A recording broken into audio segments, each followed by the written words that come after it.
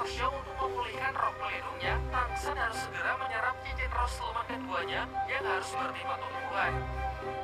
Sadar mereka tidak akan bisa menang, Master Xiao yang sudah terlepas menggunakan kekuatannya untuk membuat kelompok anak Pak Wali Kota jatuh pingsan, sehingga mereka punya waktu untuk melarikan diri.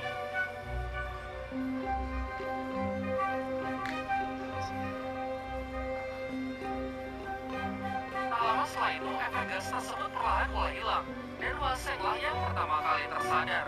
Dirinya yang telah dibutakan dengan dendam dan kebencian menggunakan kesempatan ini untuk membunuh anak wali kota demi memastikan keluarganya akan tetap aman. Saat bala bantuan sudah datang, tidak ada satupun saksi mata yang melihat pembunuh dari anak wali kota. Asistennya yang baru tersadar menduga kuat kalau Tang Sanlah pelakunya. Sementara itu, Tang San, Xiao dan Master Xiao pergi ke desanya Tang San untuk mencari tempat yang aman. Di sana mereka bertemu dengan ayahnya Tang San yang ternyata diam-diam selalu mengikuti mereka sehingga ia tahu kronologi yang sebenarnya. Lantas ia segera menyuruh Xiao dan putranya tersebut untuk segera melarikan diri karena ia tahu bahwa pemerintah tidak akan mengampuni mereka. Tang San dan Xiao kemudian bertemu dengan kepala desa. Sang kepala desa memberitahukan kalau mereka kini sedang diburu oleh pihak pemerintah karena dituduh telah membunuh anak wali kota. Tang San yang merasa tak bersalah memutuskan untuk menyerahkan dirinya agar masalah ini cepat selesai. Namun utusan dari wali kota mengatakan kalau nyawa 2 orang saja belum cukup untuk membayar kematian dari si anak wali kota. Lantas ia ingin membunuh seluruh keluarga Tang San beserta penduduk desa ini. Dari sini terungkap juga identitas ayah Tang San yang sebenarnya, orang yang sangat berpengaruh di dunia dahulu. Namun karena suatu alasan ia memilih untuk mengasingkan diri dan memutuskan membesarkan putranya di desa terpencil ini. Sementara itu, ayah Tang San yang tahu kalau roh pelindung putranya sudah hancur, membuka sebuah segel di bawah rumah yang di sana tersimpan siluman roh bertipe tumbuhan peninggalan dari ibu Tang San. Kemudian ia mempercayakan masalah ini kepada Master Xiao, sedangkan dirinya sendiri akan pergi ke kota untuk menyelesaikan akar dari permasalahan. Selepas itu, Master Xiao segera kembali untuk membangkitkan roh siluman rotan yang tadi sudah dibuka segelnya oleh ayah Tang San. Ia berencana memanfaatkan amukan dari siluman tersebut untuk mengalihkan perhatian dari pasukan utusan wali kota.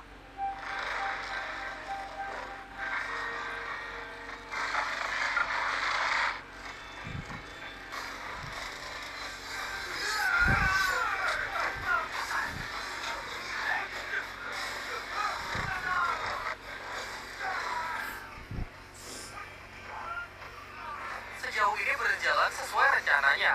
Karena keributan tersebut, Tang San dan Xiao berhasil melarikan diri dengan masuk ke dalam rumah. Master Xiao lalu menjelaskan bahwa siluman roh ini berumur 600 tahun. Sangat cocok menjadi cincin roh kedua Tang San, juga demi menghidupkan kembali roh pelindung rumput perak yang sebelumnya telah hancur. Di luar dugaan, utusan wali kota memiliki roh pelindung listrik yang sangat kuat. Ia mampu bertahan dari serangan-serangan roh siluman tanaman tersebut.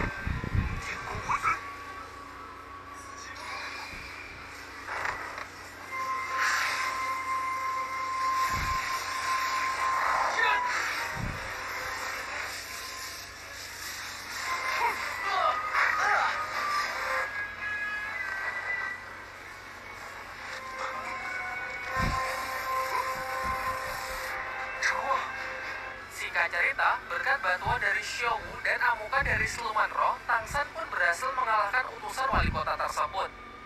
Setelah pertarungan itu, roh siluman pun melemah.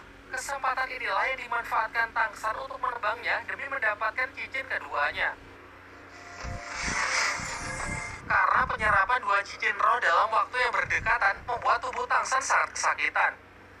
Xiao Wu yang melihat Tang San sangat menderita, memberikan sedikit energinya untuk membantu Tang San. Singkatnya, Tang San pun berhasil melewati masa kritis dan mendapatkan cincin roh keduanya. Di waktu yang bersamaan, ayah Tang San sudah sampai di kota, menghentikan rombongan dari wali kota dan sendirian ia dapat mengalahkan para pengawal tersebut demi membunuh sang wali kota. Diperlihatkan malam harinya, alih-alih berduka atas kematian pemimpinnya, para warga pun sangat senang karena kini mereka telah terbebas dari wali kota yang kejam yang selalu menindas rakyatnya. Kembali ke rumah Tang San, terlihat mereka tengah merapikan tempat itu yang sebelumnya heboh akibat bentroknya dengan pasukan wali kota. Tiba-tiba Master Xiao mendapatkan telepati dari ayah Tang San agar menemuinya di luar rumah tanpa memberitahukan yang lain. Ayah Tangsan memberikan sebuah obat kepada Master Xiao yang dapat membantu Tangsan dalam proses penyembuhan roh pelindungnya. Sekaligus ia juga ingin berpamitan karena mulai sekarang ia akan mempercayakan putranya kepada Master Xiao dan meminta agar identitasnya tetap dirahasiakan dari Tangsan. Namun ternyata Tangsan tidak sepolos itu. Ia pun menyusul Master Xiao dan mengatakan mustahil ia tidak dapat merasakan hawa keberadaan dari ayahnya. Ia kemudian berjanji akan berlatih lebih giat untuk membuktikan bahwa ia bisa menjadi Master Roh yang terkuat. Baru setelah itu ia akan menagih janji ayahnya untuk menceritakan sejarah lengkap mengenai keluarganya.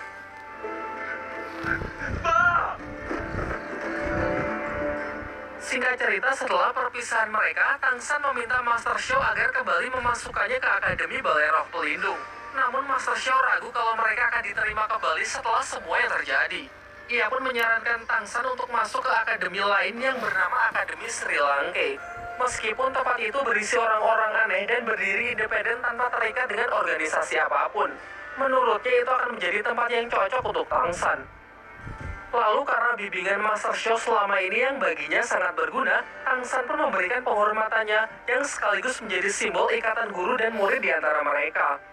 Di tengah heningnya malam, Xiao menghampiri Tangsan yang terlihat merenung di depan api unggun.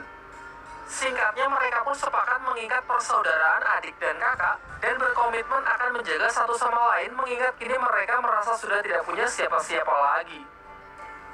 Besoknya, Master Xiao mengantar mereka ke tempat pendaftaran Akademi Sri Lanka. Ia menyuruh Tangsan dan Xiao masuk sedangkan ia sendiri akan menunggunya di luar.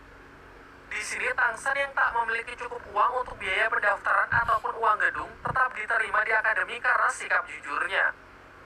Pada saat yang bersamaan, ia juga bertemu dengan beberapa siswa lain yang mendaftar, seperti Su Ying yang daftar dengan motivasi ingin bertarung melawan Dai Mubai, seorang murid senior yang juga bertugas sebagai panitia pendaftaran.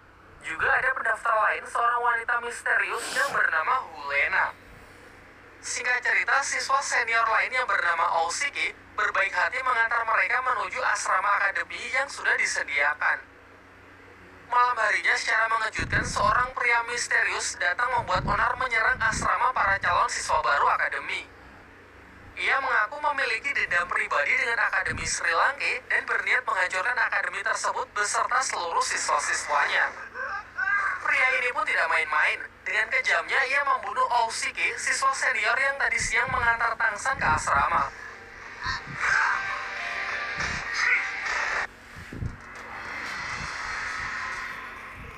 Menyaksikan hal itu, Tangsan jelas tak tinggal diam. Bersama Xiao dan murid baru lain yang bernama Su Ying pun melakukan serangan kombinasi untuk berusaha melumpuhkan pria tersebut. Sayangnya pria ini sangatlah kuat. Tak ada serangan mereka yang sanggup melukainya karena nampak mereka yang berada di level yang berbeda. Dari kejauhan, murid baru lain yang bernama Hulena cuma mengamati pertarungan mereka tanpa ingin terlibat sama sekali.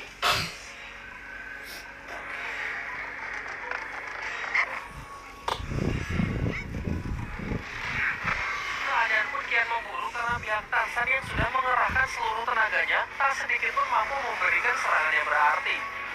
Sampai akhirnya ketika Tangsan melihat pria tersebut menyakiti Xiao, seketika emosinya pun bangkit dan mulai mencoba sesuatu yang baru, yaitu dengan menggabungkan teknik rohnya dengan kekuatan yang pernah ia pelajari dari buku ayahnya.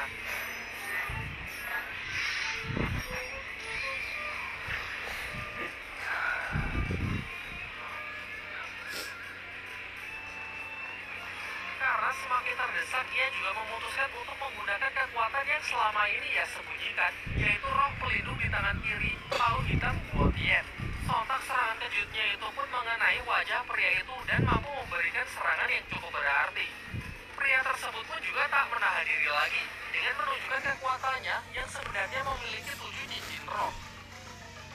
Namun di puncak pertarungan, tiba-tiba ia malah menghentikan pertarungan tersebut. Dan ternyata baru terungkap bahwa pria tersebut adalah seorang master roh yang memang ditugaskan untuk menguji para calon siswa baru demi mengetahui kemampuan dan kelayakan mereka masing-masing. Dai Mubai, siswa senior yang menghampiri mereka, memberikan tanggapan yang kurang baik kepada Tangsan. Karena dalam pertarungan tersebut ia menggunakan teknik yang menurutnya sangat aneh. Akan tetapi sang penguji berpendapat lain. Ia pun memberikan penilaian positifnya untuk para calon siswa baru yang sudah berusaha keras dengan mengatakan bahwa mereka layak menjadi seorang Master Roh di masa depan. Terlebih lagi justru Tangsanlah yang banyak memberikan ia kejutan. Terlihat Dai Mumbai ini memang sedikit angkuh, merasa paling kuat karena telah memiliki 3 cincin roh. Singkat cerita, mereka pun dinyatakan lulus dan resmi menjadi siswa di Akademi Sri Lanka, termasuk Lena yang padahal sama sekali tidak terlibat dalam pertarungan tersebut. Keesokan harinya, semua murid dibawa ke sebuah desa kecil yang dikatakan sebagai tempat belajar mengajar di Akademi Sri Lanka. Mereka tidak memiliki gedung layaknya Akademi Balai Roh Pelindung karena telah menyatakan sebagai lembaga independen yang berakibat buruk pada finansialnya. Di sini si kepala akademi curiga dengan Lena yang memiliki aura berbeda dari anak lainnya. Ia pun lantas mengajaknya ke sebuah ruangan untuk bicara empat mata. Dan benar saja, ternyata Hulena adalah orang dari Balai Roh Pelindung. Ia datang bersama Suyanto sebagai pengawalnya yang telah dilumpuhkan terlebih dahulu oleh si kepala Akademi Sri Lanka. Namun Lena menyangkal kalau ia berada di bawah perintah tempat asalnya, karena ia datang ke akademi ini atas kemauannya sendiri. Hulena tahu kalau Akademi Sri Lanka telah memutuskan hubungan kerjasama dengan Balai Roh Pelindung. Hal ini berdampak buruk pada ekonomi mereka karena tak mendapatkan bantuan dari pihak manapun. Ia lantas mengiming-imingi si kepala akademi dengan sejumlah uang dan berjanji akan membantu memperbaiki perekonomian Sri Lanka. Singkat cerita, si kepala akademi pun setuju dan mengizinkan Lena untuk tetap tinggal menjadi siswa di sini dengan syarat Suyanto tidak boleh lagi mengikutinya. Di sisi lain, secara tak sengaja Tangsan melihat Suyanto yang berjalan keluar. Karena rasa penasarannya, ia pun memutuskan mencari informasi ke kota. Setibanya di kota, ia kembali bertemu dengan Master Xiao. Master Xiao mengatakan bahwa ia juga melihat Suyanto dan Hulena yang merupakan orang dari Balai Roh Pelindung masuk ke Akademi Sri Lanka. Ia lalu memperingatkan Tangsan agar lebih waspada karena kemungkinan mereka diutus untuk menangkapnya. Ia menjelaskan meskipun wali kota telah mati, namun itu tak menghapuskan nama Tangsan dari daftar buronan yang diduga terlibat dalam insiden tersebut. Singkatnya, karena merasa khawatir, Master Xiao pun memutuskan untuk masuk menjadi bagian dari Akademi Sri Lanka agar bisa terus memantau Tangsan. Ia kemudian pergi ke akademi untuk melobi si kepala akademi. Diperlihatkan, kepala akademi cukup terkejut melihat kedatangan dari Master Xiao karena terungkap bahwa ternyata mereka adalah teman lama yang sudah bertahun-tahun tidak bertemu. Master Xiao lalu mengatakan motivasi kedatangannya yaitu untuk menyelidiki lebih lanjut mengenai tujuan orang dari Balai Roh Pelindung yang datang ke akademi ini, sekaligus untuk mengawasi Tangsan sesuai mandat dari ayahnya. Sang kepala akademi pun menyambut baik kedatangannya untuk bergabung dan menyarankannya untuk menjadi guru sebagai pengajar bagi. Singkatnya, ia pun memperkenalkan Master Xiao sebagai guru baru yang akan mengajar tentang teori roh kepada para siswa.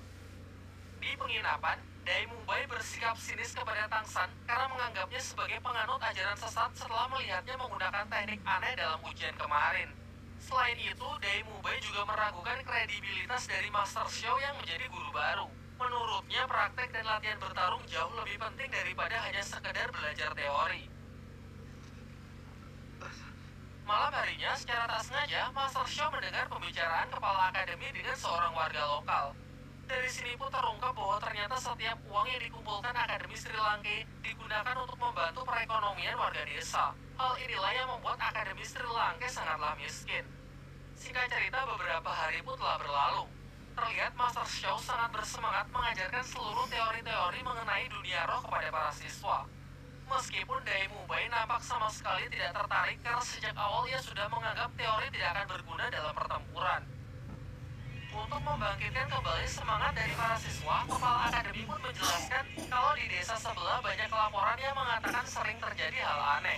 Lantas ia pun memberikan para siswa tersebut sebuah misi untuk datang ke desa itu dan menyelesaikan semua permasalahan di sana.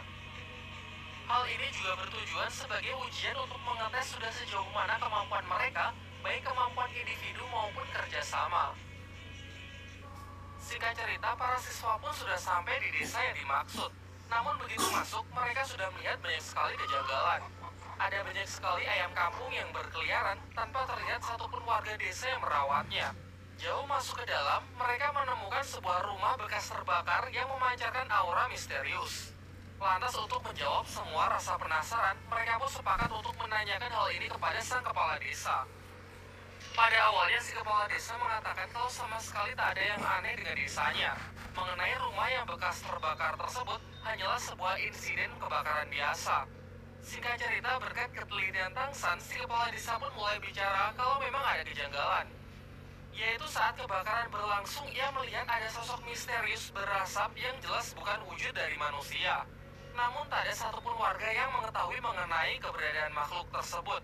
Hanya ada seorang anak yang selamat, tetapi ia bersikap sangat aneh setelah insiden tersebut. Anak itu namun sayangnya di sini si kepala desa nampak tak ingin membicarakan hal itu lebih jauh dan cenderung terlihat merahasiakan sesuatu.